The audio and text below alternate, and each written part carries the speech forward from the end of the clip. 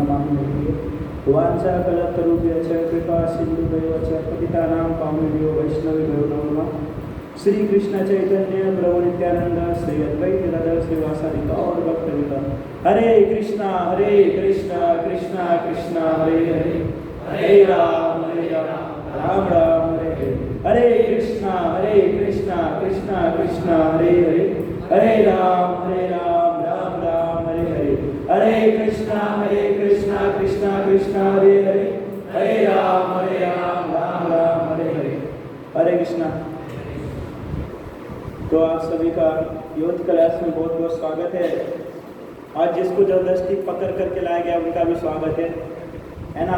हमारे यूथ मंदिर में घूम रहे होंगे, नहीं को पकड़ के लाने के लिए चलिए गुरु जी चलिए क्लास में बैठने के लिए, तो उनका भी स्वागत है ना। तो आज बहुत सारे नए जो यूथ है वो दिख रहे हैं, जो पहली बार क्लास में आए हैं। तो एक काम करेंगे, पहले उनके लिए एक बार हरे कृष्ण महामंत्र बोलेंगे। हरे कृष्णा कृष्णा कृष्णा हरे हरे राम राम राम हरे हरे। हरे कृष्णा। तो आप सबको पता है हमारा जो क्लास है, जो रेगुलर यूथ है, कि वैष्णव सदाचार का क्लास चल रहा है ना। और संसार में रहने के लिए प्रत्येक व्यक्ति को कुछ ना कुछ करना पड़ता है ना। किसी को इंजीनियर बनना है तो इंजीनियरिंग की पढ़ाई करना पड़ता है, किसी को डॉक्टर बनना है तो साइंस लेकर के है ना स्टडी करके डॉक्टर बनता है। और शायद मोची तो कोई बनता नहीं है, लेकिन अगर फिर भी कोई बनना होता है तो प्रैक्टिकल करने जाना पड़ता है ना। तो कोई भी चीज़ को सीखने के लिए, उसमें प्रवेश करने के लिए पहले उसके बारे में वो सीखता है, जानता है और प्रैक्टिकली करता है। उसी प्रकार किसी व्यक्ति को भक्त बनने के लिए है ना, शुद्ध वैष्णव बनने के लिए वैष्णव सदाचार को फॉलो करना पड़ता है ना। जब तक व्यक्ति के अंदर में वैष्णव सदाचार नहीं आता तब तक वह शुद्ध भक्त नहीं बन सकता है ना। वैष्णव सदाचार का होना बहुत ही ज़्यादा जरूरी है। कोई व्यक्ति मंदिर आता है, भगवान का दर्शन करके चला जाता है, लेकिन उसका कोई अर्थ नहीं होता है ना। भगवान का दर्शन करने के लिए आते एकदम शुद्ध वैष्णव बन करके आना चाहिए।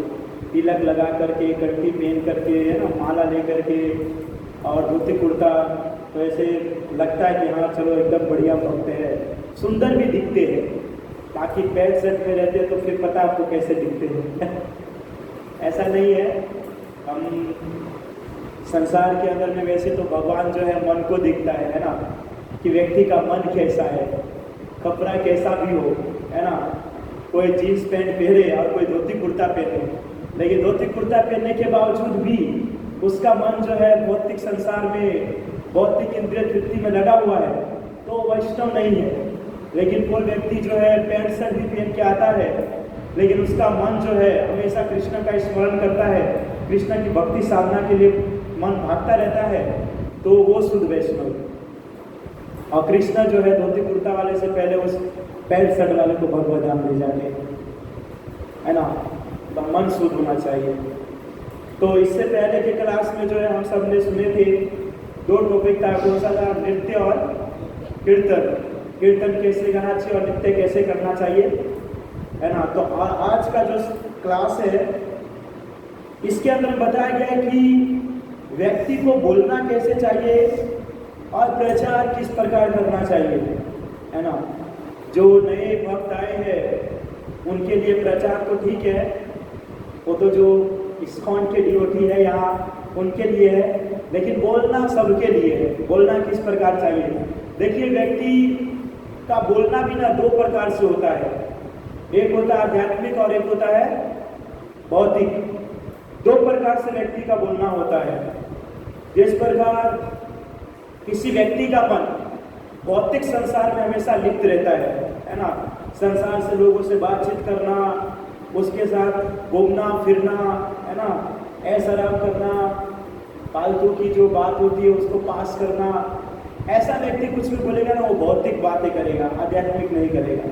लेकिन जो व्यक्ति हमेशा कृष्ण का स्मरण करता है, कृष्ण की भक्ति साधना करता है, या कृष्ण भक्ति में प्रवेश कर जाता है, उसके पास जाओगे तो हमेशा वो कृष्ण के बारे में ही बात करेगा, है कि नहीं? अब कृष्ण भक्त के पास जाएंगे तो कृष्ण के बारे में ही बोलेंगे, लेकिन जो कृष्ण भक्त नहीं है, जो माया का भक्त है, वो माया के बारे में ही बोलेंगे। किसी कृष्ण के भक्त के पास आप जाओगे तो वो बोलेंगे कि प्रभु जी मंदिर में आइए, भगवान का दर्शन कीजिए, आपको बहुत आनंद आएगा, है ना।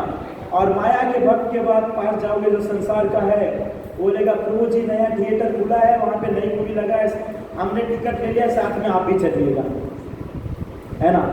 तो ये भौतिक संसार का व्यक्ति जो माया में फंसा हुआ है उसके लिए है।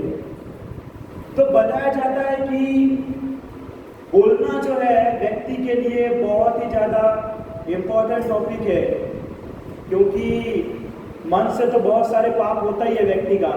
मन किसी का साफ नहीं, सबको पता है ना। सबका मन खराब ही रहता है, वो कितना भी प्रयास करे कि मेरा अच्छा हो जाए, लेकिन वो बहुत मुश्किल है, नहीं हो पाता है। पर क्या बोलते हैं, अभ्यास तो कौन थे वैराग्य गुह्यते, लेकिन बार बार अगर कोई व्यक्ति अभ्यास करता है तो एक न एक दिन उसका मन जो है कंट्रोल में हो ही जाता है। हो सकता है किसी का 60 साल में हो जाए, किसी का 70 साल में हो जाए, किसी का 80 साल में हो जाए, या किसी का अगले जन्म में भी, पर हो जरूर जाएगा। कृष्ण भक्ति में है तो 100% होगा, लेकिन कृष्ण भक्ति में नहीं है तो 84 लाख योनि घूमेगा फिर भी नहीं होगा, है ना। तो बोलना बहुत डिपेंड करता है कि व्यक्ति बोलता कैसे है ना। आप समाज के अंदर में रहते हो, बड़े लोगों से कैसे बात करनी चाहिए, बुजुर्ग होते हैं उनके साथ कैसे बात करनी चाहिए, अपने माता पिता के साथ कैसे बात करना चाहिए, है ना, अपने बच्चे के साथ, अपनी पत्नी के साथ, या जो भक्त होते हैं या साधु संत होते हैं उनके साथ कैसा बात करना चाहिए, ये सब का नॉलेज हमारे पास होना चाहिए। आज संसार में किसी भी व्यक्ति को बात करने का तरीका नहीं पता है ना। हम देखते हैं माता पिता को भी तू करके बोलते हैं, और बोलना नहीं चाहिए पर गुजराती में ज़्यादा बोलते हैं, तुम्हारा माटे ये लेता हो जे, करता हो जे, तू करी नहीं, तब में तो बहुत ही कम निकलता है आप करके। या समाज में भी किसी व्यक्ति से मिलेंगे तो तू ता करके बात करते हैं, या छोटे बच्चे रहते हैं उसके साथ भी इसी तरीके से। तो ये हमको सीखना बहुत जरूरी है कि किसी भी व्यक्ति से बात कैसे किया जाता है। इसके अंदर में सबसे पहला बताया गया है कि हमारी बोलने की जो इच्छा होती है वो अत्यंत तीव्र होती है, तथा मौका पाते ही हम बोलना चालू कर देते हैं। परंतु यदि हमारा बोलना कृष्ण कथा से संबंधित नहीं है तो बोलना निरर्थक है ना। अब देखिए एक सिंपल एग्जाम्पल है, किसी माता का पुत्र है और उसका पुत्र जो है उसका संतान बीमार पड़ जाए, तो उसके माता को पता रहता है कि क्या करने से जो है संतान वापस से ठीक हो जाएगा। लेकिन आजू बाजू वाले जितने घर वाले रहेंगे ना, सगे संबंधी, सब के सब आएंगे और सिर्फ बोल देंगे कि उसका संतान जो है बीमार पड़ गया है, वो बोलेगा नीम का जूस पिलाओ, गरम पट्टी लगाओ, या ये कराओ ये कराओ। मतलब कि क्या होता है कि जब व्यक्ति को पता होता है तो चाहता रहता है कि मैं कैसे बोलूँ, मैं कैसे बोलूँ। एक तीव्रता इसके अंदर में होती है ना बोलने की। जिस प्रकार अगर किसी ने क्वेश्चन कर लिया कि कृष्ण कौन है ना, किसी ने सीनियर डिवोटी से प्रश्न किया कि कृष्ण कौन है, और हमको पता होगा तो हमारा मन इतना विचलित होता रहेगा कि वो प्रभु जी बोले उससे पहले मैं बोल दूं कृष्ण कौन है ना। इतना पता रहता है तो होता है कि ना एक्साइटेड कि हाँ प्रभु मुझे पता है, मुझे पता है, मुझे पता है। तो उसको थोड़ा कंट्रोल में रखना चाहिए। जहाँ पर हमको बोलना है वहीं पर बोलना चाहिए, हर जगह पे बोलना नहीं चाहिए। हर जगह तो बहुत सारे ऐसे व्यक्ति होते हैं पूरे दिन बक बक बक बक बक बक बक बक करते ही रहते हैं और लोग उसको पागल कहते इग्नोर करके चले जाते हैं। तो जहाँ पे हमको हमारा ज्ञान बताना है, जहाँ पे हमको बोलना है वहीं पे हमको ज्ञान बताना चाहिए और बोलना चाहिए। हर जगह पे बोलना कभी कभी हमारे मूर्खता का कारण बन जाता है कि नहीं। तो इसके अंदर बताया गया है कि कभी कभी कोई व्यक्ति जो है कृष्ण के अलावा फालतू बात करता है तो उसका बहुत बार पतन हो जाता है कि नहीं। एग्जाम्पल हम रामायण से लेंगे। रामायण में दशरथ महाराज जी की 4 कितनी पत्नी थी वैसे? 3 और ऐसे डायरेक्टली बताया जाता है 56 या 54 बताया जाता है। तो 3 जो है बड़ों में है, जिसमें कौन कौन है? कौशल्या, केकई, सुमित्रा। तो ये 3 पत्नी है, जिसमें से केकई जिनकी एक प्रमुख दासी थी जिसका नाम था मंत्रा, है ना। मंत्रा प्रमुख दासी, कुछ भी उपदेश देना हो तो मंत्रा को नहीं बोलती थी, फिर भी उपदेश दे देते थे, है ये नहीं। तो एक बार क्या हुआ कि दशरथ महाराज वो सभा के अंदर में बैठे हुए थे, तो उनका बोलते कि मुकुट थोड़ा टेढ़ा हो गया था, तो अपने मंत्री को बोला कि आईना लेकर के आओ। तो आईना ला करके मुकुट को सीधा करने जा रहे थे, तो कान के पास देखे कि एक बाल पक गया है। तो हमारे सोच के हिसाब से ऐसा नहीं है, दशरथ महाराज जी सोचोगे चलो सैलून में जाते हैं बाल काला करा करके आएंगे, ऐसा नहीं सोचे थे। हमारा अगर ऐसा होता है तो हम सोचते काला बाल वाइट हो गया है, सैलून में जाएंगे और काला कराएंगे, अभी तो हम जवान है ना, दांत गिरने लगते हैं तो वापस से कुछ ना कुछ ट्रीटमेंट करके वो चांदी का कुछ लगा करके क्या होता है वो सब लगा के एकदम बराबर कर देते हैं, है ना। आँख से दिखना बंद हो जाता तो चश्मा लगा लेते, सबका उपाय। कान से सुनना कम होता है, मशीन लगा लेते हैं, लेकिन वो समझ नहीं पाता है कि ये सब क्यों हो रहा है। इस सब का अर्थ होता है कि आपका अंतिम समय आने वाला है, अब भगवान का भजन करो। लेकिन इतने इंटेलिजेंट ना भगवान भी सोचते होंगे कि यार इसका बाल वाइट कर दिया कि उम्र हो गया है, अब भक्ति करो तो काला करके फिर 25 साल का बनने की प्रयास करते हैं। तो व्यक्ति जो है बार बार कुछ बताते हैं लेकिन वो समझ नहीं पाते। दशरथ महाराज जी ने देखा कि बाल जो है पका हुआ है, तो उसने सोचा कि उम्र बहुत बीत चुका है, अब जो है भगवान का भजन भक्ति साधना करना चाहिए। तो ये राज्य को जो है हमारे जो सबसे बड़े पुत्र है कौन? भगवान श्री राम, उसको सौंप देना चाहिए। तो इस तरीके से बोल करके बोला कि सभी को बता दो कि कल सुबह जो है भगवान राम को राजा बनाया जाएगा। तो सब जितने भी वहाँ के राज्यवासी थे वो सभी बहुत खुश हुए, क्योंकि भगवान राम का नेचर सबको पता है कितना अच्छा, तितिस्व कारुणिका सुहृद सर्वदेही नाम, एकदम विनम्रता, सभी के प्रति एक जैसा भाव। तो सब बहुत खुश हो गए कि भगवान श्री राम जो है राजा बनने वाले हैं। और बताया जाता है कि सबसे ज्यादा जो खुश हुई वो थी केकई। केकई वो सबसे ज्यादा खुश थी। भगवान राम जो है वो कौशल्या माता के पुत्र है और सबसे ज्यादा प्रसन्न हुए केकई। और भगवान राम भी कौशल्या के पुत्र है, लेकिन सबसे ज्यादा प्रेम करते थे केकई से, सबसे ज्यादा प्रेम उससे करते थे। तो कभी कभी ये विचार आता है कि भगवान राम के साथ उतना इसका अच्छा प्रेम था, संबंध था, अपने माता से भी बड़ा दर्जा केकई को देते थे, लेकिन फिर भी उनके साथ ऐसा किया गया। ये तो सही बात है। केकई माता तो बहुत खुश हो गई कि भगवान राम जो है राजा बनेंगे, एकदम सबको मिठाई बांटे, सोने चांदी देते थे। अभी तो खुशी होते तो मिठाई भी बांटने में हमको थोड़ा होता है कि बांटू कि नहीं बांटू, क्योंकि नर्स भी है, डॉक्टर भी है, घर पे जाएंगे तो समाज वाले हैं, घर वाले हैं, सगे संबंधी वाले, तो 10,000 का तो मिठाई ही बढ़ जाएगा। तो कभी कभी बात को गुप्त रख देते हैं, बाद में पता चलेगा तो पता चलेगा, तब देखा जाएगा, लेकिन अभी के लिए ठीक है। लेकिन जब पहले के समय में ऐसा खुशी का माहौल होता तो दिल खोल करके देते थे। अब देखिए वासुदेव देवकी माता जब कृष्ण जन्म लिए थे तो मन से ही कितने सारे गाय गहना जोहरा सब दान में दे दिए थे, और बाहर निकल के हकीकत में वो सब किए। तो केकई माता भी बहुत खुश हो गए, सब चीज दे रहे थे एकदम। लेकिन बीच में आ गई मंथरा। मंथरा आई डंडा लेकर के एकदम तेज दौड़ते हुए और आकर के बोलने लगे कि आपको पता चला क्या हुआ?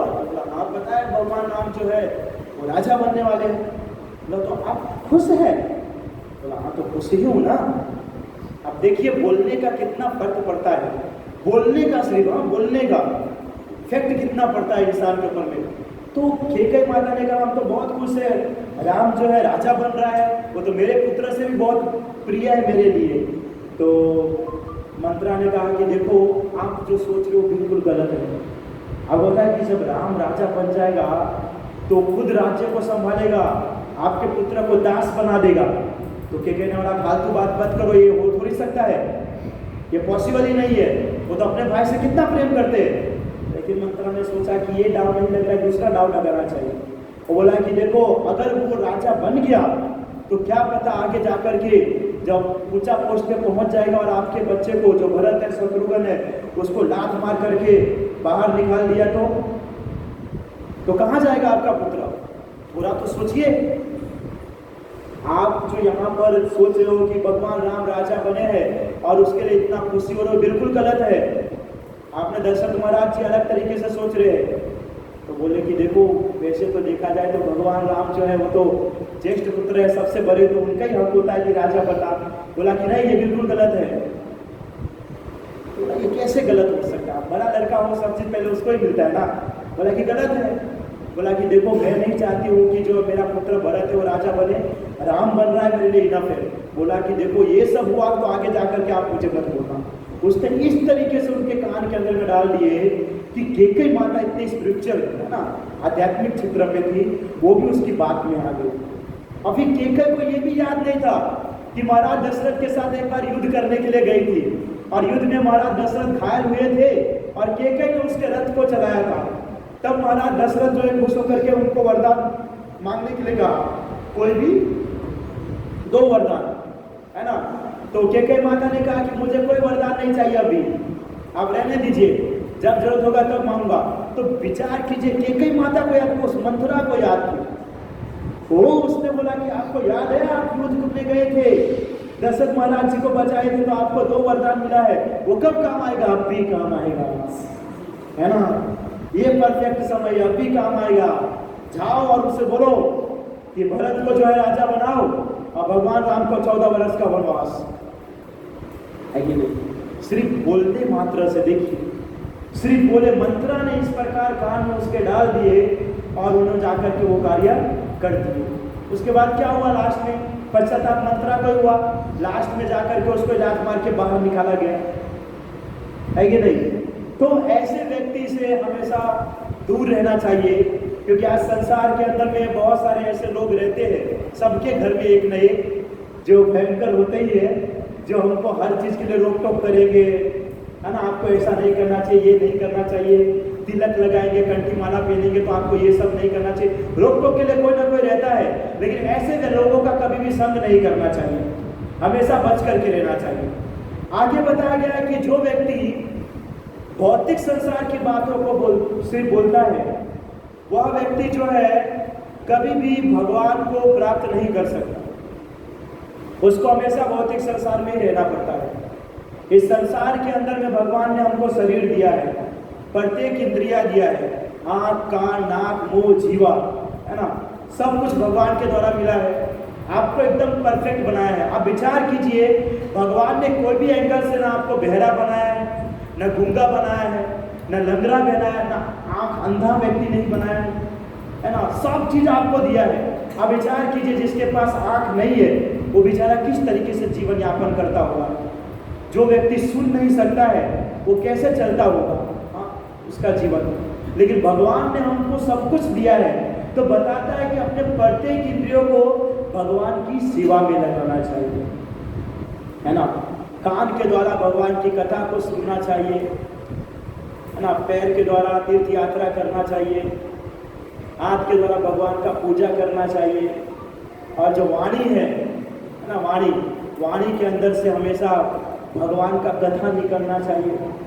मैंने भौतिक संसार का कथा कि वहाँ पर ये हुआ है, उसने ये किया है, उसने वो किया है, ये सब बोलने में हम एकदम एक्सपर्ट रहते हैं। जहाँ पर आते हैं कि थोड़ा कृष्ण की कथा बताए प्रभु जी, तो एकदम साइलेंट हो जाते हैं, क्योंकि कभी कृष्ण के बारे में सुने ही नहीं है, कृष्ण के बारे में पढ़े ही नहीं है, तो हमारे मुंह से निकलेगा भी कैसे।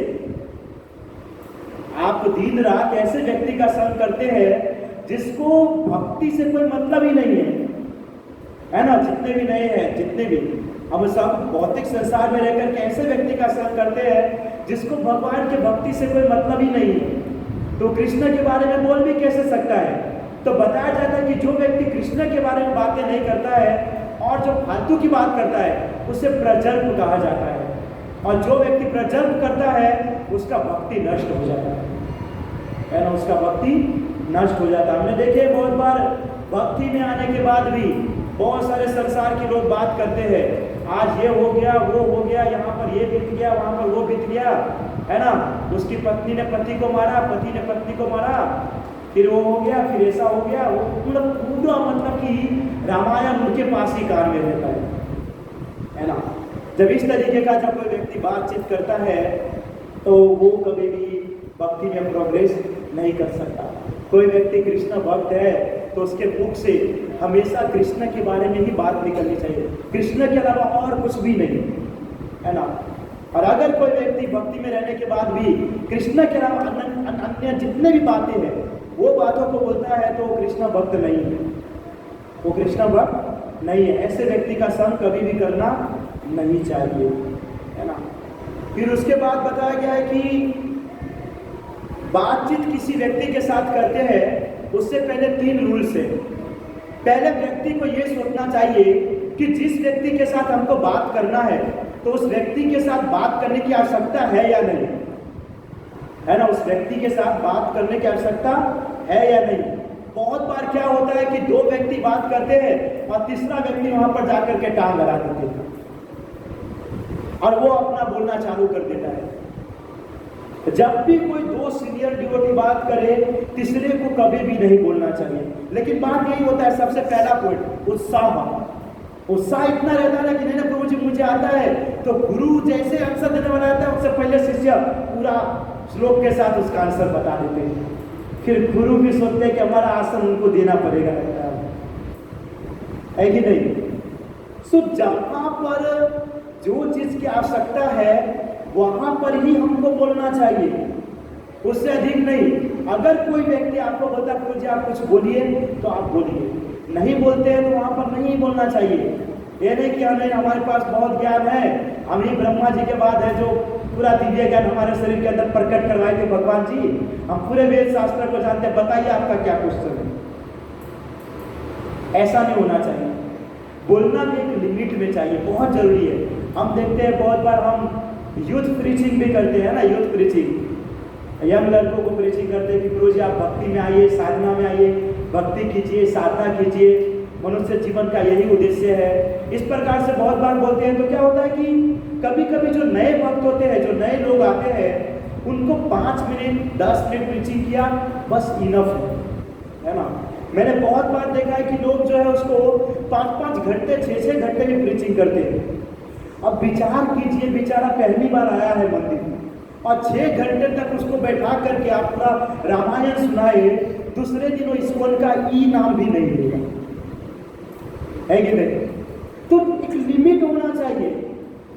एक कोटेशन आया था प्रभुपाद जी का, हमारे इस्कॉन के संस्थापकाचार्य है, कि आपका प्रीचिंग जो है 3 मिनट का या 4 मिनट का होना चाहिए, बाकी आजीवन उसका साथ देने वाला तो हमारी पुस्तक है प्रभुपाद जी का। तो कभी भी व्यक्ति को कभी भी किसी को प्रीचिंग भी करते हैं तो उनको कम से कम बोलना चाहिए, ज़्यादा से ज़्यादा नहीं। 3-4 घंटे तक घिसते रहेंगे। वो तो पहली बार बेचारा मंदिर में आता है, ये तो देखने के लिए कि कृष्ण कौन है, देखने के लिए। अब उसके अंदर में कृष्ण है, बलराम जी है, राधा रानी है, नित्यानंद प्रभु है, चैतन्य महाप्रभु है। वो बेचारा पूरी रात इसी में घूमता रहता है ना, कि वो बोल नित्यानंद प्रभु बोल दिए, चैतन्य महाप्रभु बोल दिए, हम तो कृष्ण का दर्शन करने गए थे राधा कृष्ण समझ के कि राधा कृष्ण मंदिर है, वो लोग उसका घुमा ही दिए। तो उससे अच्छा एक काम करेंगे, जो वहाँ पर नदी के साइड में एक राधा कृष्ण मंदिर है वहीं पे दर्शन करेंगे, कम से कम ऐसे व्यक्ति तो नहीं मिलेगा। तो एक लिमिट में बोलना चाहिए, बहुत जरूरी है ना। बहुत बार होता है कि जब किसी को आता है तो इतना अधिक बोलने लगता है कि बेचारा सामने वाला सोचता है प्रभु जी मुझे कब छोड़ेंगे। एक तो बोल भी नहीं सकता है कि प्रभु जी बस प्लीज प्रभु जी जाने दीजिए, ऐसा बोल नहीं सकता ना, उससे सीनियर है।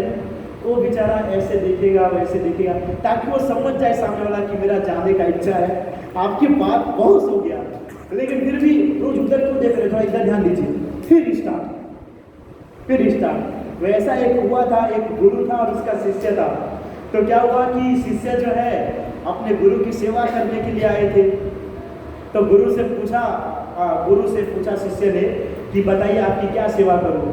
तो गुरु ने कहा एक काम कीजिए, थोड़ा मेरा पैर दबा दीजिए। तो शिष्य ने पैर दबाना चालू किया।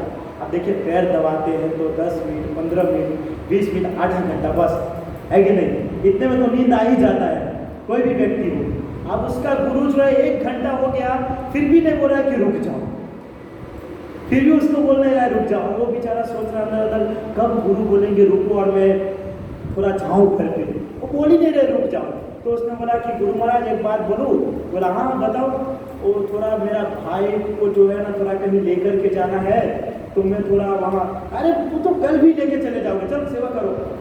फिर सेवा में लगा दिया, फिर पैर दबाना चालू किया, फिर 10 मिनट हुआ, फिर बेचारे का मन बहुत दुखी हो गया। वो थोड़ा घर से ऐसा है कि माता का तबीयत खराब है तो मुझे थोड़ा अर्जेंट जाना पड़ेगा। अरे कोई बात नहीं, अभी इतनी रात को कहाँ से डॉक्टर आया होगा, सुबह ले जाना।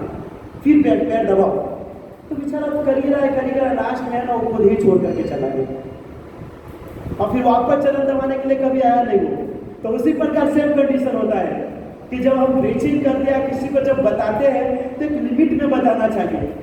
ओवर जब बताते हैं ना ओवर, तो नेक्स्ट टाइम से वो कभी हमारे पास आता नहीं है। इसलिए जितनी आवश्यकता हो उतना ही बोलना चाहिए। आपको बताऊं, शरीर के अंदर में सबसे ज्यादा एनर्जी वेस्ट होती है बोलने से, है ना। और जितना एक्टिविटी करते हो उतना एनर्जी वेस्ट नहीं होती है, लेकिन बोलते हो ना तो बहुत एनर्जी वेस्ट होती है, खराब होती है। इसलिए जितना हो सके लिमिट में बोलना चाहिए। फिर यहाँ भी देखना चाहिए कि जिस व्यक्ति को हम कुछ बोल रहे हैं या कृष्ण भक्ति के बारे में बता रहे हैं या कोई भी ज्ञान दे रहे हैं, तो सामने वाला व्यक्ति विनम्र है कि नहीं, सामने वाला व्यक्ति विनम्र है या नहीं, ये देखना जरूरी है। क्योंकि सामने वाला व्यक्ति अगर विनम्र नहीं है और उसने जो है काली माता का पूजा करता है या देवी माता का पूजा करता है और आप आकर के बोल दोगे कि कृष्ण ही सब कुछ है, कृष्ण इज सुप्रीम पर्सनालिटी, उसके अलावा और कोई कुछ नहीं, ना माँ काली है ना दुर्गा है, डायरेक्ट उठा करके मार दोगे। वो काली का भक्त पहले से है कि नहीं। तो सामने वाला व्यक्ति को ये भी देखना विनम्र है कि नहीं, है ना। सामने वाले व्यक्ति को जब प्रीचिंग करते हैं शुरुआत में, तो उसको हमको ऐसे बोलना चाहिए कि सभी देवी देवता एक समान है, सभी एक समान है, सबकी पूजा साधना करना चाहिए, लेकिन कृष्ण की भक्ति साधना थोड़ा अधिक मात्रा में करना चाहिए। तो सामने वाले व्यक्ति को देख करके भी बोलना चाहिए। कभी कभी क्या होता है, हम देखते हैं संसार के अंदर में कोई व्यक्ति क्रोधित हो जाता है, तो जब कोई व्यक्ति क्रोधित होता है ना, तो उसको समझाने के लिए उस समय पे कोई नहीं जाता। जब वो शांत हो जाता है तब जाकर के समझाता है, तब वो समझ पाता है अच्छे से। वैसे ही किसी भक्त को समझाना हो, किसी नए व्यक्ति को समझाना हो, तो अगर उसके अंदर विनम्रता है तब जाकर के उसको समझाना चाहिए। तीसरा बताना चाहिए कि जिस व्यक्ति को हम समझाने का प्रयास कर रहे हैं या किसी को बोलने का प्रयास करें, तो वो उसके योग्य है या नहीं, ये देखना बहुत जरूरी है। कोई व्यक्ति अगर उसके योग्य नहीं है, ऐसे व्यक्ति को ज्ञान नहीं देना चाहिए। हमारे संस्था के अंदर में 9वां अपराध भी है, अश्रद्धालु व्यक्ति को हरिनाम की महिमा का उपदेश देना। जो व्यक्ति को आपको देख के लगता है कि ये कृष्ण के ज्ञान को प्राप्त करने के योग्य नहीं है, कृष्ण के बारे में नहीं जान सकता, ऐसे व्यक्ति को ज्ञान नहीं देना चाहिए, या ऐसे व्यक्ति को कुछ बोलना नहीं चाहिए। क्योंकि ऐसे व्यक्ति को अगर आपने कुछ बोल दिया कृष्ण के बारे में, तो उसके बारे में वो गलत ही सोचेगा, है ना। कि आ गया कृष्ण का ज्ञान देने के लिए, वो तो रासलीला करते थे, है ना, गोपी के साथ घूमते थे फिरते थे, और ये उसका वाह वाह करने के लिए है। तो इससे क्या होता है कि कृष्ण का भी अपमान होता है और हमारा भी अपमान होता है। तो बोलने की एक विधि होती है कि सामने वाला व्यक्ति उसके योग्य है या नहीं। उसके बाद बताया गया है कि सबसे इंपॉर्टेंट पॉइंट कि भक्तों को अपमान सूचक शब्द नहीं बोलना चाहिए, बहुत जरूरी है। जो यहाँ पर नहीं बैठे तो वो सुन सकते हैं, लेकिन जो पहले से है उनके लिए बताया गया है कि भक्तों को कभी अपमान सूचक शब्द का उपयोग नहीं करना चाहिए। अर्थात कि जो व्यक्ति भक्ति में आ चुका है ना, 6 महीना 8 महीना 1 साल हो चुका है, ऐसे व्यक्ति को कभी भी भक्तों को ऐसा शब्द नहीं बोलना चाहिए जिससे उसको अपमान फील हो। हम बहुत बार देखते हैं व्यक्ति के पास ज्ञान आ जाता है ना, नॉलेज आ जाता है, तो सामने वाले व्यक्ति को देखते नहीं कि वो सीनियर है या कौन से लेवल पे है, डायरेक्ट उसको बोलना चालू कर देता है। ये बिल्कुल गलत चीज है, ये बिल्कुल गलत। आप उसके बराबरी कर ही नहीं सकते हैं, आप उसके बराबरी कर ही नहीं सकते हैं।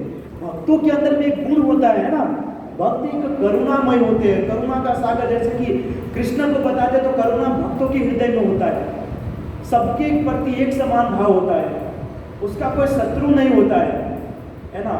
लेकिन अगर कोई भक्त होने के बावजूद भी किसी को गाली देता है ना, किसी की निंदा करता है, किसी को गलत दृष्टि से देखता है, या सोचता है ये तो क्या नया नया आया है, 2 दिन हुआ है और सोच रहा है कि हम भक्ति में बहुत आगे बढ़ गए, ये सब चीज जो करता है वो भक्त नहीं है।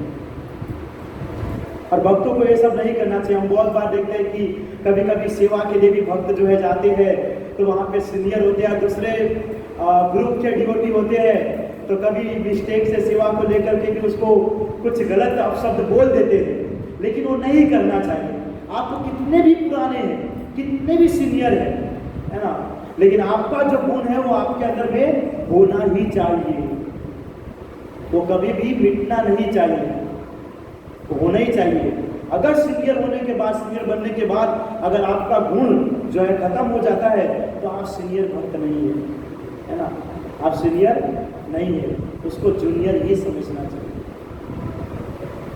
जूनियर ही समझना चाहिए। भक्तों के अंदर में तो होना चाहिए ऐसे करुणा, है ना, कि भक्तों के दूसरे भक्तों के साथ कैसे प्रेम का भाव रखे, प्रेम का संबंध रखे, प्रेम से बात करे। लेकिन इसका मतलब ये भी नहीं है कि कोई व्यक्ति अगर या कोई सीनियर डिवोटी हमको बोल दे तो उसको गलत लेकर के उसके प्रति अपराध कर बैठे। कभी कभी ऐसा होता है कि हमारी ही गलती होती है लेकिन हम नहीं समझ पाते। लेकिन सामने वाले जो सीनियर डिवोटी है उनको भी सोचना चाहिए कि व्यक्ति को किस तरीके से बोलूं ताकि उसको बुरा ना लगे। ये सोचना बहुत जरूरी है, क्योंकि भक्त के मुख से कभी भी ऐसी बात नहीं निकलती है। और गाली देना ये सब तो बिल्कुल भी नहीं, बिल्कुल भी नहीं। आज मॉडर्न बहुत सारे ऐसे भक्त बनते हैं जो अपने मुख से ऐसे बहुत सारे गंगा जमुना निकालते हैं, सो ये सही नहीं है, ये सही नहीं है। हमने देखे भक्ति में आने के बावजूद भी हम लाइव देखते हैं, ऐसा है बहुत सारे, ये बिल्कुल गलत चीज है। तो हम तो सोचते हैं कि भक्ति में आने के बाद वैष्णव अपराध नहीं करना चाहिए, यहाँ तो गाली का अपराध करते हैं, है कि नहीं। तो ये सब बिल्कुल गलत, ये सब नहीं होना चाहिए, बिल्कुल नहीं होना चाहिए। जब कोई व्यक्ति भक्त बनता है तो उसके अंदर विनम्रता होना चाहिए। जब तक व्यक्ति के अंदर विनम्रता नहीं है तब तक वो भक्त है ही नहीं, और जब तक विनम्र भाव नहीं आएगा तब तक उसके अंदर में काम, क्रोध, लोभ, ईर्ष्या, द्वेष भरा ही रहेगा। क्योंकि आप सिंपल समझिए, कोई व्यक्ति विनम्र बन जाएगा तो उसके बाद ये क्रोध, लोभ, किसी को परेशान करना, किसी से ईर्ष्या करना, द्वेष करना ये भाव रहेगा? बिल्कुल भी नहीं रहेगा। क्योंकि वो हमेशा समझता है हम दास दासानु दास, हम एकदम छोटे हैं, तो उसके अंदर में ये सब चीज आएगा ही नहीं। वो बोलेगा कि मैं छोटा हूँ और वो बड़ा है, तो उससे ईर्ष्या क्यों करूँ, क्योंकि मैं तो छोटा हूँ, या उससे द्वेष क्यों रखूँ, मैं तो छोटा हूँ। लेकिन जैसे ही अपने आप को समझेगा कि नहीं, अब हम 30 साल हो गए हमारा मंदिर में, अब हम सीनियर डिवोटी है ना, अरे प्रभु जी खबर पड़े से कहने आप नहीं करूँ जो यार, ये नहीं होना चाहिए, ये गलत चीज है। आप कितना भी सीनियर बन जाए, कितना भी जूनियर रहे, है ना, है तो कृष्ण के नीचे ही, कृष्ण से तो बड़े हो के नहीं गए कोई। और कृष्ण जो है ऐसे भक्त को पहले नहीं पकड़ते, कृष्ण जो है सबसे पहले जो नीचे कोटि के भक्त रहते हैं ना उनको पकड़ते हैं, क्योंकि उसको पता चल जाता है कृष्ण को 30 साल भक्ति में हो गया है, अब ये हाई लेवल पहुंच गया है, खुद ही जो है भगवत धाम पहुंच जाएगा, हमारी जरूरत नहीं पड़ेगा विमान का, तो उनका साथ छोड़ देते हैं। तो भक्तों को इस तरीके का बिहेव कभी भी करना नहीं चाहिए, और उसको मर्यादा में भी रहना चाहिए। जब आप प्रभु जी धोती कुर्ता पहनते हैं, है ना, या तिलक लगाते हो, माला करते हो, कंठी माला पहनते हो, आपको बोलने से पहले सोचना चाहिए। किसी भी व्यक्ति को, है ना, कुछ गलत आचरण करने से पहले विचार करना चाहिए, क्योंकि आप जो है ये सब पहन लिए है, लेकिन ये सब के जरिए अगर आप कुछ गलत करते हो ये सब करने के बावजूद भी, तो नाम डायरेक्ट खराब होता है हमारे प्रभुपाद जी का और भगवान श्री कृष्ण का। आपको कोई फर्क नहीं पड़ेगा, है ना, धोती कुर्ता तिलक पहन के मंचूरियन की नाली पे हरा कांदा लहसुन मिक्स करके बनाओ, वो खाएंगे, उससे फर्क नहीं पड़ेगा। सामने वाला व्यक्ति उससे पूछे इसको ना कौन से तिलक लगाएगा, हाँ तो कांदा लहसुन ना मारे तो भी खाई छे, सो हमारा कुछ नहीं बिगड़ता है, लेकिन हमारे आचार्य प्रभुपाद जी और भगवान श्री कृष्ण का उसके अंदर में नाम जाता है ना।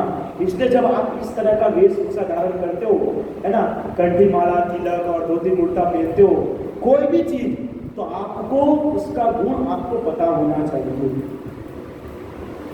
अगर आप उस गुण को अपने अंदर नहीं ला सकते तो कृपया करके ये सब नहीं पहनना चाहिए, न करना चाहिए। क्योंकि प्रभु देखिए ना, क्योंकि आप ये सब पहनोगे तो बाहर के जितने लोग आएंगे वो तो आपको भक्ति मानेंगे ना, साधु बाबा छे, सन्यासी बाबा छे, वही मानेंगे ना, बहुत बड़े महाराज है। लेकिन 2 दिन के बाद देखेंगे महाराज जी वहां पर खड़े होकर पानी पूरी बढ़िया लगवा रहे, बोला अरे हाँ महाराज जी ने तो आप इतना मोटा तो प्राणी पर पानी पूरी खाई छे। तो फिर क्या है कि उसका श्रद्धा भाव थोड़ा कम हो जाता है। भले कुछ नहीं, महाराज जी आप पानी पूरी आज मंदिर प्रसाद लिया है तो थोड़ा सा पानी पूरी खा करके आ जाते हैं, तो ठीक है। लेकिन क्या है कि सामने वाला व्यक्ति का भाव और श्रद्धा है जो थोड़ा कम हो जाता है। इसके लिए जब हम इस वस्त्र को, वैष्णव ड्रेस को, वैष्णव एटिकेट को फॉलो करते हैं तो उसके अंदर में हमको रहना जरूरी है ना। सामान्य व्यक्ति को जो पैंट शर्ट पहन के आते हैं, न करती है न ढीला, तो उसको इतना व्यक्ति गौर नहीं करता है। लेकिन जब आप इस तरीके से पूर्ण रूप से रहोगे ना, 50 CCTV कैमरा आपके पीछे रहता है। सबसे पहले रहता है यमराज जी के दूत का, सबसे पहले उसका रहता है, क्योंकि वो बिगड़ करके सुधरने आया है। जो है ना, एक भी पॉइंट मिले ना तो डायरेक्ट उसको पकड़ के रखना है। तो कहते हैं नरक के अंदर में धोती कुर्ता वाले के लिए अलग से एक नरक लोग स्पेशल। तो क्या है कि जब कृष्ण भक्त बनते हैं तो ये सब चीज हमारे अंदर में होना चाहिए, विनम्रता, ये सब चीज होना चाहिए। तो फिर स्पेशल जो बना है तो वहाँ पे जाना भी पड़ेगा। तो ये होना चाहिए, कोई आचरण को फॉलो करना चाहिए। उसके बाद बताया गया है कि प्रचार का बहुत बढ़िया बताया गया है। सबसे पहला पॉइंट बताया गया है कि हमारे कार्य तथा हमारा आचरण प्रचार का सर्वोत्तम माध्यम है, क्योंकि हमारे कार्य हमारे शब्दों की अपेक्षा अधिक प्रबलता से बोलते हैं। देखिए इस्कॉन के अंदर में जो हमारा संस्था है इस्कॉन, रूपाल जी ने बनाए हैं, इसके अंदर में सबसे इंपॉर्टेंट चीज है वो है प्रीचिंग, है ना, प्रीचिंग इन द एसेंस। सबसे पावरफुल और सबसे इंपॉर्टेंट है प्रीचिंग, प्रचार करना। प्रचार कब कर पाएंगे? जब हमको कुछ आएगा, हमको जब कुछ आएगा। अब हमको कुछ आता ही नहीं है और हम उसको बोलेंगे प्रभु जी आइए स्कूल में आइए, धोती कुर्ता पहनिए। प्रभु जी धोती कुर्ता क्यों पहनना चाहिए? प्रभु जी वो मेरे प्रभु जी एक है, उन्होंने बोला था धोती कुर्ता पहनने चाहिए, इसलिए मैं आपको बोला धोती कुर्ता पहनिए, है ना। तो प्रचार करने से पहले हमारे पास नॉलेज होना चाहिए, ज्ञान होना चाहिए। और इसके अंदर बताया गया है प्रचार से पहले हमारा आचार होना चाहिए, जो अभी हमने इससे पहले डिस्कशन किए। प्रचार से पहले हमारा आचार होना चाहिए, क्योंकि व्यक्ति जो है, आप किसी को प्रीचिंग करेंगे, प्रचार करेंगे तो उसको इतना इफेक्ट नहीं पड़ता है। लेकिन अगर आपका आचरण अच्छा है ना, व्यक्ति तुरंत भक्त बन जाएगा। आचरण आपका अच्छा है, व्यक्ति एकदम तुरंत भक्त बन जाएगा। आप देखिए व्यक्ति को शास्त्र मत दीजिए, कुछ नॉलेज नहीं दीजिए, सिर्फ आप उससे प्रेम से बात कीजिए, तुरंत आपके वश में हो जाएगा। प्रेम से बात कीजिए, तो आपका आचरण ऐसा होना चाहिए। आप देखिए हम बार बार एक डिस्कशन करते हैं कि चैतन्य महाप्रभु वो कहाँ प्रचार करने के लिए गए थे, जा करके सबके घर में गए थे। देखिए भगवत गीता के अंदर में पहले अध्याय का ये 39 नंबर श्लोक है, कुल सही पुराने संति। तो ये वाला श्लोक के अंदर में ये बताया गया है, तो आपको ये करना पड़ेगा, नहीं तो आप ऐसे जाओगे। भगवान कह रहे हैं सर्वधर्मान परित्यज्य मामेकम शरणं। चैतन्य महाप्रभु को देखे कभी ऐसे भगवत गीता लेकर के नित्यानंद प्रभु बैग में भर करके डिस्ट्रीब्यूशन करने के लिए निकल रहे हैं, और चैतन्य महाप्रभु एक बुक लेकर के देखिए ऐसे प्रचार करे। कभी ऐसा हुआ? नहीं, कभी नहीं। चैतन्य महाप्रभु इतने शुद्ध भक्त थे। आप अभी के लेवल पे है ना, उसको भगवान से अलग कर दीजिए, भगवान से अलग कर दिए चैतन्य महाप्रभु। इतने शुद्ध भक्त थे, इतने शुद्ध भक्त कि जहां से निकले वहां के सभी लोग भक्त बन जाते। जहां से निकले, है कि नहीं, जहां से। और वैसे ही हमारे अंदर में ऐसा आचरण होना चाहिए कि जहां से हम गुजरे व्यक्ति देख करके ओ प्रभु जी बहुत बहुत अच्छे, बहुत अच्छे, ऐसा होना चाहिए, ऐसा भाव होना चाहिए और अपने आप उसके अंदर भक्ति आ जाना चाहिए। प्रभुपाद जी कहाँ इतना प्रचार किए, 10 साल के अंदर में कोई कितना इतना प्रचार कर सकता है। अब विचार कीजिए हम यहाँ पर कितने साल से, 3 साल से प्रचार करें तो 20-30 को बना करके रखें। प्रभुपाद जी 10 साल के अंदर में, 10 साल के अंदर पूरा वर्ल्ड को पकड़ लिए 108 मंदिर के साथ। अभी तो कितने साल सेंटर भी है, हाँ, सिर्फ 10 साल के अंदर में। तो ऐसा तो नहीं हर जगह प्रचार, आचरण हमारा होना चाहिए। आचरण, अगर आपका आचरण ही परफेक्ट नहीं है और अगर आप किसी को कुछ बोलते हो तो उसके ऊपर इफेक्ट नहीं पड़ेगा। जब हम ऊपर बैठते हैं ना व्यासासन पर, सीनियर जब बनते हैं ना, तो आप जो आचरण बोल रहे हो, आचरण कर रहे हो, तभी सामने वाले व्यक्ति को बोल रहे हो। अगर वो आचरण नहीं कर रहे आप और फिर भी अगर उसको बोल रहे हो तो उसको कोई फर्क नहीं पड़ेगा। नहीं तो वही सेम कंडीशन होगा। हम बार बार वो स्टोरी सुनते हैं ना, एक बहुत बड़े कथाकार था, बहुत अच्छा कथा करता था, बहुत बढ़िया है ना, हर जगह घूमता था, फिरता था, कथा करते करते एक दिन उसके गांव में ही कथा हुआ था। तो गांव में ही कथा था, तो उसकी पत्नी तो अब न्यूयॉर्क या ऑस्ट्रेलिया, अमेरिका या यूएसए तो ऐसे जाएगी नहीं अपने पति के साथ कथा सुनने के लिए, यूट्यूब पे लाइव देखती होगी कभी कभी। तो क्या है कि एक दिन उनका गांव में ही कथा था, तो सभी गांव वालों ने कहा कि आपके पति का तो आज यहाँ पे कथा है, तो एक काम कीजिए आप भी चलिए सुनने के लिए। तो पत्नी ने कहा कि हाँ ठीक है, वैसे भी मैंने आज तक सुना नहीं, हमारे पति का वो यूट्यूब पे देखती थी, कभी नेटवर्क 4G 5G हो जाता था, तो कभी स्लो या फास्ट हो जाता था, तो चलिए आज चलते हैं। तो पत्नी गई कथा सुनने के लिए अपने पति देव का, तो उसके पति बहुत मस्त मस्त बोल रहे थे, ये नहीं करना चाहिए, ऐसे नहीं करना चाहिए, भगवत गीता में ये लिखा है, हाँ भागवत में ये लिखा गया, आप लोग ये करो वो करो, है ना, लहसुन प्याज नहीं खाना चाहिए, है ना, मांस मछली नहीं खाना चाहिए, जुआ नहीं करना चाहिए, सब बता रहे थे एकदम बढ़िया।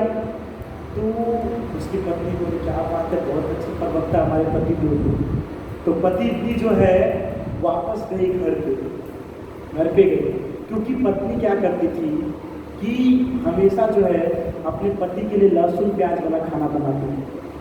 और उसके पति के क्लास में गई तो पति ने कहा था कि लहसुन प्याज नहीं खाना चाहिए, वो तमोगुणी आहार है ना, लहसुन प्याज खाओगे तो तमोगुणी जो राक्षस हमारे अंदर घूमेगा, तो कभी नहीं खाना चाहिए। 1 घंटे का उन्होंने लेक्चर दिया था शायद। तो पत्नी ने सुनी, अरे बाप रे, मैं तो कितना अपराध कर रही हूँ, हमारे इतने बड़े पति जो है वक्ता है और उसका अपराध कर रही हूँ। तो घर पे गए, एकदम शुद्ध भाव से, शुद्ध प्रेम से लहसुन प्याज बिना का प्रसाद बनाई, और उसको पता था लहसुन प्याज बिना का बनाएंगे तो भगवान को ऑफर दी है ना, ऑफर करके बना करके एकदम तैयार करके आज तो पति देव खुश हो जाएंगे, है ना, रोज लहसुन प्याज वाले, पर आज पता चला नहीं। तो पति देव आए एकदम बढ़िया से कथा करके, एकदम ठाट बाट से आए, नहाए धोए और बैठे आसन पर, लाइए थोड़ा प्रसाद लगाइए। तो भोजन लगाया क्या उनके लिए, भोजन दिया तो देखिए बहुत सारे व्यंजन है, खुश हो गए, 3-4 प्रकार के सब्जी होगा, घी वाली रोटी और फ्राई राइस हो गए, है ना। तो बहुत बड़ा था, मस्त थाली में सजा हुआ था आइटम में, और रोटी दिए, सब्जी मिलाई, एक निवाला खाया, एकदम जोर से थूक दिया। एक निवाला उसके पति ने खाया और उसको जोर से थूक दिया। तो पत्नी ने कहा क्या हुआ, तो बोला कि इसके अंदर कुछ टेस्ट नहीं आ रहा है, ये कैसे बनाए हो तुम। तो बोला कि मुझे माफ़ कर दीजिए, आज तक जो है मैं लहसुन प्याज बना डाल करके आपको खिलाती थी, लेकिन आज आपके कथा में आई थी तो आपने बोला था लहसुन प्याज नहीं खाना चाहिए, तो मैं लहसुन प्याज बिना का बनाया। बोला कि पागल, वो तो वहां पे जो बैठे थे उसके लिए बोला था, मेरे लिए तो डबल ट्रिपल छौंका लगा के लहसुन प्याज डालो। तो ऐसे भी बहुत सारे लोग होते हैं जो बताते बहुत कुछ है लेकिन करते कुछ नहीं। तो बेचारे फिर से वो लहसुन प्याज का तड़का लगा के बनाए, तो फिर हाँ ये वही ना बात। तो ये है, तो पहले अपना आचरण परफेक्ट होना चाहिए। आपने वो चॉकलेट वाली बात सुनी होगी, एक बच्चा था और उसकी माता जी थी, बच्चा को चॉकलेट खाने की लत थी और सभी के पास गए थे कि देखो हमारा बच्चा चॉकलेट बहुत खाता है, डायबिटीज हो जाएगा, पर कोई कुछ कर नहीं पाया। तो एक साधु के पास गए, तो साधु के पास जाकर के कहा ये हमारा बच्चा है, चॉकलेट खाता है, थोड़ा देखिए कुछ। तो साधु ने कहा कि 1 हफ्ते के बाद आएगा। तो 1 हफ्ते के बाद वापस से वहाँ जो अपने बच्चे को लेकर के गए साधु के पास, और साधु के पास गए तो साधु को जा करके कहा कि हम वापस से आ गए। तो साधु ने कहा कि अब से तुम चॉकलेट मत खाना। बस क्या कहा कि अब से तुम चॉकलेट मत खाना। अब वापस से चली गई घर पे, 1 महीने महीना 2 महीना हो गया, मम्मी आगे से चॉकलेट दे दे तो भी बच्चा नहीं खा रहा। फिर माता लेके गई अब उस साधु के पास, बोले कि अरे मैंने इतने बड़े वैद्य को दिखाया, डॉक्टर को बताया, कोई कुछ कर नहीं पाया, आपने शायद उसको बोल दी कि चॉकलेट मत खाना तो छोड़ दिया। तो बोला कि उससे पहले मैं खुद खा रहा था, है ना, मैंने छोड़ा तब जाकर के आपके बच्चे को बोला, इसके लिए वो जो है चॉकलेट खाना बंद कर दिया। तो इसीलिए अगर हमारा आचरण परफेक्ट है तो हम जो बोलेंगे उसका इफेक्ट भी पड़ेगा, लेकिन अगर हमारा आचरण परफेक्ट नहीं है तो आप बोल दीजिए लहसुन प्याज मत खाओ, नहीं खाओ, तो ट्रिपल तड़का लगा करके ही खाएगा। जितनी बार ना बोलोगे उतनी तड़का एक्स्ट्रा। इसीलिए अगर आप परफेक्ट कर रहे हो तो सामने वाले व्यक्ति को परफेक्ट बताना चाहिए। बताया गया कि प्रचार का अर्थ केवल अपनी बुद्धिमानी से किसी को परास्त करना ना होकर उसका हृदय परिवर्तन करना है। अब क्या होता है, बहुत बार व्यक्ति जो है प्रीचिंग करने के लिए जाता है, प्रचार करने के लिए, भक्त बनाने के लिए, तो उसका उद्देश्य ये रहता है कि कैसे भी मैं इसको हरा करके आऊँ, कैसे भी हरा करके आऊँ, कितना भी मायावादी आ जाए, निराकारवादी आ जाए, शून्यवादी आ जाए, जो भी वादी है सब वादी आ जाए, सबको हरा करके आऊँ। तो बताते हैं कि ये उद्देश्य कभी भी नहीं होना चाहिए प्रचारक का। प्रचारक का उद्देश्य ये होना चाहिए कि किसी भी व्यक्ति के हृदय को कैसे परिवर्तन करें। भौतिक संसार में जो व्यक्ति फंसा हुआ है उसके हृदय को कैसे परिवर्तन करके आध्यात्मिक संसार में आओ, ये उसका उद्देश्य होना चाहिए। प्रचार का उद्देश्य ये नहीं होना चाहिए कि हमने वेद शास्त्र पढ़ लिए है, अब तो देखता हूँ, आओ मेरे सामने कौन दिखता है। जैसे कि चैतन्य चरितामृत के अंदर में एक ऐसे ही बहुत बड़े प्रचारक थे जिसका नाम था केशव कश्मीरी, है ना, केशव कश्मीरी बहुत बड़े विख्यात पंडित थे, है ना। और बोलते कि जब जाते थे तो एक बैलगाड़ी के ऊपर में पूरा पुस्तक लाद के चलते थे, एक बैलगाड़ी विचार कीजिए पूरा पुस्तक से भरा हुआ, और उसके सामने घोड़े लेकर के, पैदल चलने वाले, तलवार लेकर के चलने वाले सब, है ना। जब जाते थे तो जैसे 1000-2000 व्यक्ति को साथ में लेकर के चलते थे, एकदम बैल बल लेकर के, एकदम कि आओ जिसके पास पावर हमारे साथ तर्क वितर्क करो, देखते हैं किसमें कितना है, तो है ना। तो ऐसे हर जगह जाते थे, और जिस गांव में जाते थे वहां के राजा को हरा देते थे। इतना क्या था उनके पास, कोई टिक नहीं पाते थे। तो एक दिन घूमते घूमते अपने बैलगाड़ी को लेकर के नवद्वीप में गए। कहाँ गए? नवद्वीप में बैलगाड़ी को लेकर के। अब नवद्वीप के अंदर में हमारे चैतन्य महाप्रभु थे, स्वयं कृष्ण बाल स्वरूप में। तो वहां जब गए तो सभी लोगों को केशव कश्मीरी के बारे में सबको पता था। जैसे उसको देखे भक्त सबके सभी इधर भागने लगे, क्योंकि उनको पता था वो बहुत बड़े विद्वान पंडित है, उसके सामने कोई नहीं टिक सकता है। तो सभी नवद्वीप के गांव वालों ने एक प्लान किया कि जो निमाई पंडित है यानी चैतन्य महाप्रभु, ये बहुत होशियारी मारता रहता है कि हमसे शास्त्रार्थ करो, है ना, हमारे साथ तर्क वितर्क करो, इसी को इसके आगे डालेंगे, इसी को आगे डालेंगे, फिर देखते इसका शास्त्रार्थ क्या होता है। तो सबने क्या किया, चैतन्य महाप्रभु को लेकर के उसके सामने खड़े हो गए, ये बच्चा आपके साथ शास्त्रार्थ करेगा। तो केशव कश्मीरी बोला, ये छोटा बच्चा ये क्या करेगा मेरे साथ? बोला इसको बहुत है शास्त्रार्थ करने का, हम सबको बोलता रहता आओ मेरे साथ शास्त्रार्थ करो, करो हम उसके साथ। प्रभु चैतन्य महाप्रभु के पाले पड़ गया, 1 मिनट के अंदर नौकरी बोल दिया। केशव कश्मीरी इतने पावरफुल थे, चैतन्य महाप्रभु ने बोला कि गंगा के बारे में कुछ बताओ, तो उसने 100 श्लोक बता दिए गंगा के बारे में। कितने? 100, जो शास्त्र में भी लिखित नहीं है, खुद से बना करके 100 श्लोक। कितने मतलब विद्वान होंगे, अगर वो हमारे सामने आ जाए हम भी हरिबोल हो जाएंगे शायद, है ना, क्योंकि 100 श्लोक मान तो याद होगा आपको, और 100 तो बना देगा, तो फिर शास्त्र का तो अलग है। तो मतलब इतने पावरफुल कि 1 मिनट के अंदर में 100 श्लोक बोल दिया। अब सामने वाला व्यक्ति को हराना है तो 100 श्लोक उसको समझ भी तो आना चाहिए। वो सोचेगा पहला श्लोक पद्म पुराण से बोला, दूसरा ब्रह्म से बोला है, कि तीसरा स्कंद कहाँ से बोला है, वो इसी सोचने में लग जाएगा 100 श्लोक कौन सा बोला है। और चैतन्य महाप्रभु वो 100 श्लोक में से 2 श्लोक पकड़ के बोलता है 2 गलती है आपकी। वो सोच रहा था कि मैंने जो 100 श्लोक बोला वो मुझे ही नहीं पता कि मैंने कौन सा बोला, और उसमें से इसने 2 पकड़ दिया। अब बेचारा का जो ज्ञान था उसके ऊपर ही उसको भारी पड़ गया। इसके लिए जब हम जाते हैं कहीं पे प्रचार करने के लिए तो ये नहीं सोचना चाहिए सामने वाले व्यक्ति को हरा करके आऊंगा। हाँ गुरुजी आपको 50 श्लोक आते हैं, देखो मैं 60 श्लोक याद करके आऊंगा। जाएंगे फॉर्म में खड़े होंगे तो 1 भी श्लोक नहीं निकला। है ना। इसलिए अगर प्रचार करते हैं तो किसी को भक्त बनाने के लिए प्रचार करना चाहिए, न कि किसी को हराने के लिए, न किसी को दिखाने के लिए कि देखो हमारे पास बहुत ज्ञान है ना।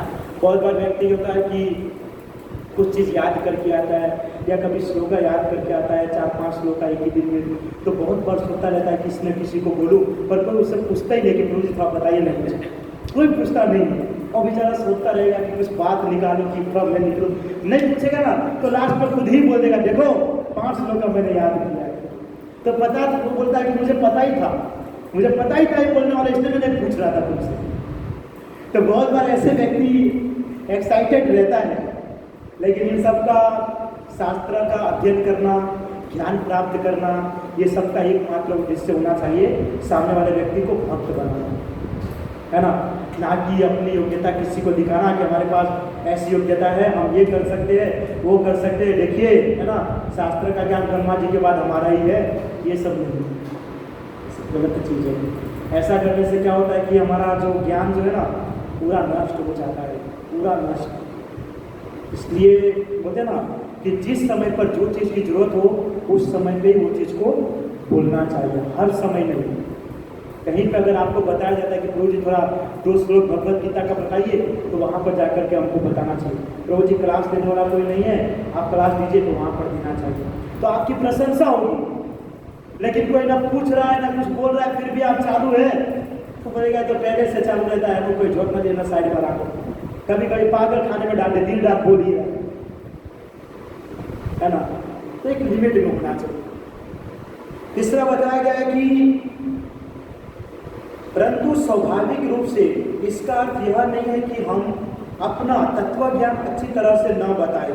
प्रत्येक भक्त को शिल प्रभुपाद के ग्रंथों का अध्ययन करके अच्छी तरह जानकर तथा नम्रता पूर्वक व ध्यान पूर्वक सुनना अथवा पढ़ना चाहिए, और जो प्रभुपाद जी ने कहा है वही चीज को सामने वाले व्यक्ति को बताना चाहिए।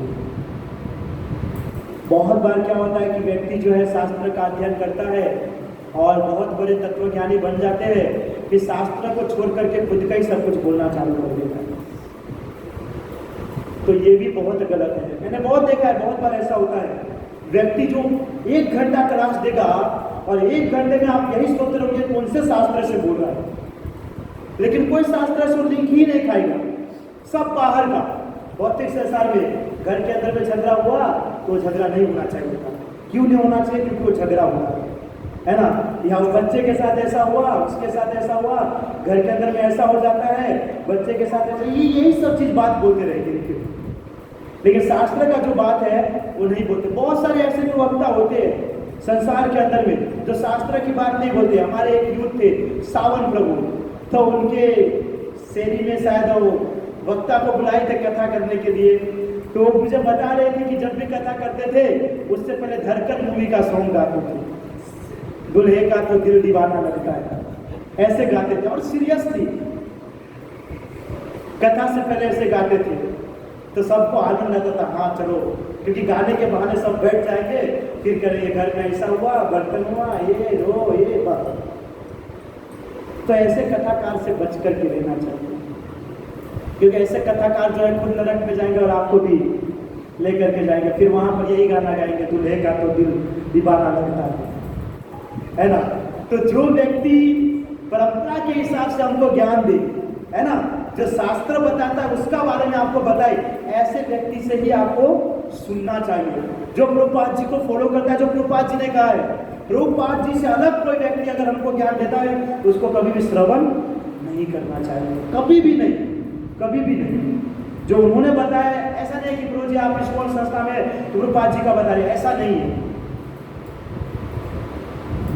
जो हम परंपरा के अंदर में है, ज्ञान सबका परफेक्ट, ऐसा नहीं किसी का गलत है, लेकिन हम परंपरा के अंदर में है तो वो रूल्स हमको फॉलो करना पड़ता है।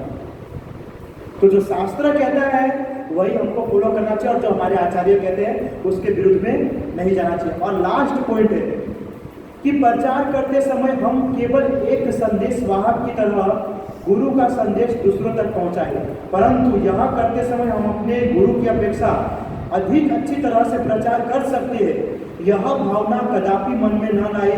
हम जितनी निष्ठा से गुरु के संदेशों का प्रचार करते हैं, उतनी ही हमें गुरु कृपा तथा सामर्थ्य की प्राप्ति होती है। ये बहुत ही बड़ा पॉइंट है कि कभी कभी जो होते हैं गुरु महाराज, है ना, बहुत सारे गुरु होते हैं, उनके शिष्य होते हैं, तो गुरु बोलते हैं अपने शिष्य को कि तुम जाकर के प्रचार करो, है ना, प्रचार करो। तो बहुत बार शिष्य जो होते हैं बहुत बड़े बन जाते हैं। तो कभी भी उसको ये नहीं सोचना चाहिए कि मैं अपने गुरु से बड़ा हो गया हूँ, अब मेरे पास सब कुछ ज्ञान है, अब मुझे गुरु की जरूरत नहीं है, अब मैं खुद गुरु बन गया हूँ। कभी भी मन के अंदर में ऐसा विचार नहीं करना चाहिए, क्योंकि जब तक हमारे ऊपर गुरु की कृपा नहीं होती है तब तक हम भक्ति में आगे बढ़ ही नहीं सकते। और अगर गुरु ने आपको कहा प्रचार करो, तो गुरु महाराज कुछ न कुछ आपको कृपा दे रहे हैं, तब जाकर के आप प्रचार कर पा रहे हैं। अगर वो कृपा ना करे ना, तो एक शब्द आप मुंह से नहीं बोल सकते हो। ट्राई कर लीजिएगा, है ना, ट्राई कीजिएगा। तो गुरु की जब कृपा होती है तब जाकर के आप सब कुछ कर पाते हो। लेकिन दुख की बात यही होती है कि संसार के अंदर में गुरु से ज्यादा ज्ञान प्राप्त कर लेते हैं और सोचते हैं कि गुरु महाराज हमारे क्लास में बैठे और हम बैठ करके जो है प्रवचन करेंगे। ये बिल्कुल गलत है। इस तरीके का भाव कभी भी किसी के अंदर में आया ना कि हम अपने गुरु से बड़े हैं, है ना, मुझे गुरु की जरूरत नहीं है, तो वो व्यक्ति जो है कभी भी अपने जीवन में सक्सेस नहीं हो पाएगा। चाहे रोज मंगला आरती आए तो रोज 16 माला जप करे, तिलक लगा ले या धोती कुर्ता पहन ले, कुछ भी कर ले, लेकिन वो भगवान की प्राप्ति नहीं कर सकता, नहीं कर सकता। क्योंकि जो सबसे बड़ी सेवा है ना, सबसे बड़ी सेवा, यहाँ तक कि नाम जप से भी सेवा, नाम जप से भी बड़ी सेवा, वो है वैष्णव सेवा। वैष्णव सेवा सबसे बड़ी सेवा, सबसे बड़ी, उससे बड़ा और कोई नहीं है, उससे बड़ा और कोई नहीं है। आप नाम जप बोल सकते हो, कोई नाम जप सबसे बड़ा है, लेकिन गुरु का कृपा ही नहीं होगा तो नाम जप करके देख लीजिए, वैष्णव की कृपा ही नहीं होगा तो करके देख लीजिए। इसके लिए सबसे बड़ी जो सेवा होता है वो वैष्णव सेवा होता है। और कभी भी जो शुद्ध वैष्णव है, जो हमारे गुरु महाराज, वो हमको कुछ आदेश देता है तो उसको हमको सावधानी पूर्वक पूरा करना चाहिए। आप विचार कीजिए, प्रभु कोई भी गुरु के कितने सारे शिष्य होते हैं। आप देखिए प्रभुपाद जी के गुरु महाराज कौन है? भक्ति सिद्धांत सरस्वती ठाकुर महाराज जी। भक्ति सिद्धांत सरस्वती ठाकुर महाराज जी के गुरु जी बहुत सारे शिष्य थे, बहुत सारे, है ना, हजारों, 10,000, 20,000 शिष्य बहुत होंगे। लेकिन जब प्रभुपाद जी आए थे, वो तो आ नहीं रहे थे, जबरदस्ती उनके एक मित्र ने खींच करके प्रभुपाद जी को लाए थे और आकर के बैठे, तो डायरेक्ट भक्ति सिद्धांत सरस्वती ठाकुर ने कहा कि आप जाकर बाहर जाकर के विदेश में प्रचार कीजिए। अब देखिए, कोई व्यक्ति जो पहली बार आया हो, 10 मिनट बैठा है क्लास के अंदर में, और बाकी इतने सारे व्यक्ति जो है 10 साल से हमारे साथ में, उसको नहीं बोला, लेकिन जो 10 मिनट आकर के बोला, उसको जाकर के कहा कि आप जाकर के कीजिए। इससे पहले महाराज जी ने अपने बहुत सारे शिष्य को उपदेश दिए थे कि बाहर जाकर के प्रचार करो, कोई नहीं कर पाया, कोई नहीं कर पाया। और उन्होंने जाकर के प्रभुपाद जी को कहा कि आप ये 4 कार्य कीजिए। और प्रभुपाद जी तो असमर्थ, 70 साल का व्यक्ति क्या कर सकता है, क्या कर सकता है, कुछ नहीं कर सकता। लेकिन इनडायरेक्टली गुरु की कृपा है, जिसके कारण जो है उन्होंने इतना कुछ प्रचार किया। एकमात्र गुरु की कृपा से, नहीं तो कभी वो प्रचार कर पाते? आज हमारे सामने इस्कॉन मंदिर होता? नहीं होता। गुरु की कृपा हुई प्रभुपाद जी के ऊपर में, और प्रभुपाद जी ने प्रचार का कार्य किया और आज हमारे पास इतना अच्छा संस्था है। तो गुरु कृपा के बगैर कुछ होता नहीं है, क्योंकि गुरु जो होता है वो आपको अंधकार से प्रकाश की ओर ले जाने वाला है। इसलिए गुरु जो आपको कहता है उसकी बात को समझना चाहिए, उसकी बात को मानना चाहिए। भले आप गुरु से कितने हाई लेवल पहुंच जाए, कितना भी हाई लेवल पहुंच जाए, लेकिन हमेशा हमको नीचे बन करके ही रहना चाहिए। सोचना यही चाहिए कि आपको उठाने वाला कौन है? आपका गुरु महाराज। आपको उठाने वाला कौन है? आपके गुरु महाराज। इसलिए कितना भी ज्ञान आ जाए, कुछ भी हो जाए, लेकिन गुरु से बनने की, ज्यादा ऊपर बनने की कोशिश नहीं करना चाहिए। अगर गुरु से बड़ा बनने की कोशिश करोगे तो पहली बात तो गुरु गुरु एक बार एक्सेप्ट कर लेगा, लेकिन कृष्ण जो है वो एक्सेप्ट नहीं करेंगे। इसलिए जो भी ज्ञान मिलता है वो हमको गुरु की कृपा से मिलता है, दिव्य ज्ञान नहीं बता सकता है ना, सब गुरु की कृपा से। मतलब है गुरु जो है वो जियो का सीम है गुरु। बाकी जितने बड़े लोग हैं ना, वो वोडाफोन है, आइडिया है ना, नोकिया है, और कौन सा रिलायंस है, ये सब है। ये सब क्या है कि कोई अलग क्षेत्र में चल जाओ तो नेटवर्क चला जाएगा, पकड़ाएगा नहीं। लेकिन गुरु जो है जियो का सिम है, कोई भी क्षेत्र में चले जाओ डायरेक्ट कॉन्टेक्ट, डायरेक्ट कॉन्टेक्ट। तो गुरु को हमेशा पकड़ के रखना चाहिए। गुरु लात मार के ही भगाए ना, फिर भी आपको उसके पास जाना चाहिए, है ना, क्योंकि वो आपको कोई बहुत सागर से तार सकता है। खुशी की बात यह है कि ये क्लास तो यहाँ पे ख़त्म हुई, लेकिन जो नेक्स्ट क्लास है वो गुरु तत्व के ऊपर ही है। तो आज का क्लास इतना ही है। किसी का कोई प्रश्न है तो पूछ सकते हैं, बाकी आप सभी जानने वाले सब जानते ही है। और नेक्स्ट क्लास जो है गुरु तत्व के ऊपर है, तो आप सभी आइएगा, है ना। किसी का कोई प्रश्न है तो पूछ सकते हैं। है कोई प्रश्न? हाँ बोलो। कृष्ण भगवान की भक्ति करते हैं तो हमें गोलोक धाम मिलता है, तो ब्रह्मा जी या शिव जी की भक्ति करें फिर भी हमें गोलोक धाम ही मिलता है। लेकिन वो गुरु जी का अच्छा प्रश्न है। वो ऐसे बोले कि कृष्णा की भक्ति साधना करते तो गोलोक धाम मिलता है, ब्रह्मा शिव जी का करेंगे तो भी गोलोक धाम मिलेगा। वैसे देखा जाए तो गुरु जी ने क्वेश्चन मस्त किया, लेकिन हमारी इच्छा तो ये भी नहीं होनी चाहिए कि कृष्णा की भक्ति करेंगे तो गोलोक मिले।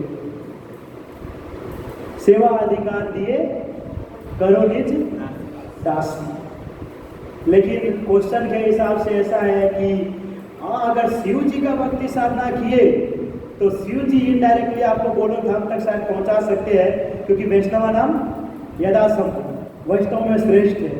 लेकिन बहुत बार ऐसा होता है कि जो व्यक्ति शिव जी की आराधना साधना करता है वो शिव लोक को जाता है, और जो ब्रह्मा जी की आराधना साधना करता है वो सत्य लोक आता कि ब्रह्म लोक को जाता है। वो कभी भी भगवत धाम नहीं जा सकता है। गोलोक धाम जाना है तो कृष्णा की ही भक्ति साधना करना पड़ेगा। आप सुनो गोलोक धाम की बात क्यों किया गया है यहाँ पर, क्योंकि जो व्यक्ति गोलोक धाम जाता है वो कभी नीचे नहीं आता है।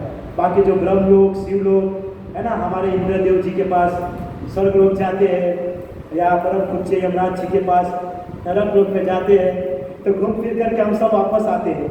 लेकिन गोलोक वृंदावन धाम सुप्रीम पर्सनालिटी ऑफ गॉड भगवान श्री कृष्ण उनके धाम में जाते हैं, उसका कभी खत्म नहीं होता, तो हमेशा वही रह जाता है। तो कृष्ण की भक्ति साधना करने से जो है गोलोक धाम मिलता है, बाकी किसी का साधना नहीं। ओके, ठीक है, ओके। हरे कृष्ण। श्रील प्रभुपाद के जय। गौर प्रेमानंदे।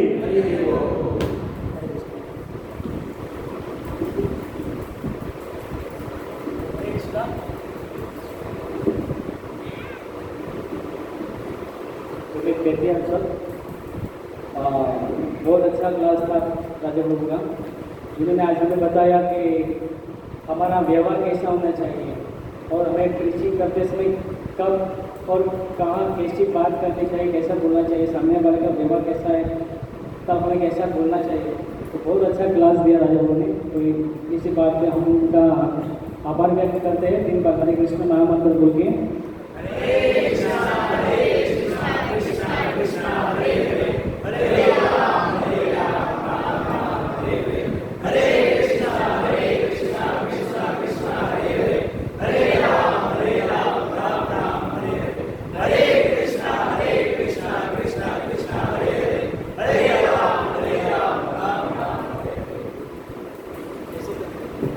जैसे राजा प्रभु ने पहले बताया कि हमें बोलना कैसे चाहिए।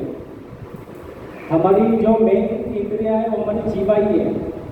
हम जीवा पे कंट्रोल कर लेंगे तो हम पूरी तरह से कंट्रोल कर लेंगे। और दूसरा बताया कि राजा प्रभु ने हमें सम, जैसे मंत्र का उदाहरण दिया है, तो हमें सम कैसा करना चाहिए। जैसे उपदेश में दूसरा श्लोक बताया है, उसमें बताया कि हमें जिसकी चेतना कृष्ण भावना भावित ना हो वैसे लोगों का हमें संग नहीं करना चाहिए, क्योंकि वैसे संग करेंगे तो हमारे यहाँ प्रजल्पा होगा। जैसे प्रभु ने बताया कि व्यर्थ की बातें होगी, और व्यर्थ की बातें होगी तो हम कृष्ण भावना में आगे प्रगति नहीं कर पाएंगे।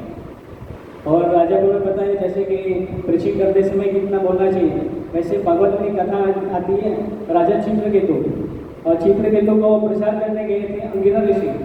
उस टाइम पे गए थे प्रीचिंग करने, तब उनको प्रीचिंग करने गए थे, लेकिन अंगिरा ऋषि जो थे वो राजा चित्रकेतु थे, वो उनकी बातें चालू कर दी, उनके बोलने लगे भाई मेरे ये दुख है ये दुख है। तो अंगिरा ऋषि ने जाना कि अभी बोलना इनको ठीक नहीं है, अभी इसको कृष्णा उपदेश का भी ठीक नहीं है, तो वापस चले गए। दूसरी बार आए, तब उनको पहली बार तो बोला था कि मेरे बच्चा नहीं हो रहे हैं, मेरे वरदान दीजिए, मेरा बच्चा हो जाए। तो उनको वरदान दिया था कि आपका पुत्र हो जाएगा। तो एक पुत्र हुआ, उनकी 1000 पत्नी थी, और 1000 पत्नी में उनकी जो वरिष्ठ पत्नी थी उनको एक पुत्र हुआ। तो उसके बाद कुछ टाइम के बाद वो 999 जो पत्नी थी उनको इच्छा होने लगी, तो ये जो बच्चा होगा ये तो राजगादी इनको मिल जाएगी, हमारे जो बच्चे होंगे उनका क्या होगा। तो लोग ने क्या किया, उसको झेल खाने में झेल डाल के मार दिया। फिर वो दुखी हो गए, तब जाके आया अंगिरा ऋषि कि अभी ये होगा ठीक है, अब हम इसे प्रीच करते हैं। और साथ में आए थे नारद मुनि, जो तो किसी को भी भक्त बना सकते हैं। तो उस टाइम में आके उनको प्रीचिंग किया, अपने भक्त बनाया। वैसे ही हम जब प्रीचिंग करते हैं तब सामने वाले का व्यवहार कैसे है, उनका भाव कैसे है, तब जाके हम उसको प्रीचिंग कर सकते हैं। तो वैसे ही आप हर संडे आते रहिए, बहुत अच्छा क्लास लेते राजा प्रभु, आप सबका धन्यवाद। आप हर संडे आते हैं ऐसे ही, और आते के बाद प्रसाद देने जरूर आइए पर, जो नहीं आए उसका भी धन्यवाद। हरे कृष्ण।